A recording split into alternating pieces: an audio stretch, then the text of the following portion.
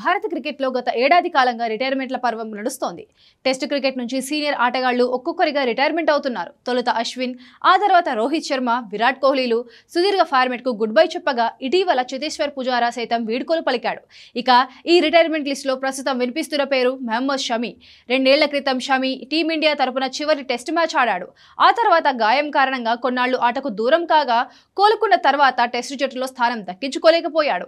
ఈ ఏడాది న్యూజిలాండ్ తో వన్డే, ఇంగ్లాండ్ తో టీ20 మ్యాచ్ ఆడాడు. ఈ క్రమంలో తన రిటైర్మెంట్ పై వస్తున్న వార్తలపై షమి స్పందించాడు. ఇప్పట్లో రిటైర్మెంట్ అయ్యే ఉద్దేశం తనకు లేదన్నాడు. ఎవరికైనా తనతో సమస్య ఉందా అని ఎదురు ప్రశ్నించాడు.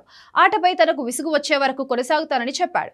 2027 వన్డే ప్రపంచ కప్ టోర్నీలో ఆడడమే తన లక్ష్యమని చెబుతున్నాడు. తాను రిటైర్మెంట్ తీసుకుంటే ఎవరి జీవితాలు బాగుంటాయో చెప్పాలని షమి ప్రశ్నించాడు. తనకు ఆటపై ఎప్పుడు విసుగు వస్తుందో అప్పుడు వీడ్కోలు చెబుతారని అన్నాడు. తాను ఇప్పటికీ కూడా కష్టపడుతున్నానని చెప్పుకొచ్చాడు. ఒకవేళ అంతర్జాతీయ క్రికెట్ కు ఎంపిక కాకుంటే దేశవాళీ క్రికెట్లో ఆడతానన్నాడు. ఎక్కడికైనా ఎప్పుడైనా ఆడేందుకు తాను సిద్ధంగానే ఉన్నట్లు చెప్పాడు. 2023 వన్డే ప్రపంచ కప్ లో టీమిండియా అద్భుతంగా ఆడింది. వరుస విజయాలతో ఫైనల్ చేరుకుంది. అయితే ఫైనల్ మ్యాచ్ లో ఆస్ట్రేలియా చేతిలో ఓడిపోయింది.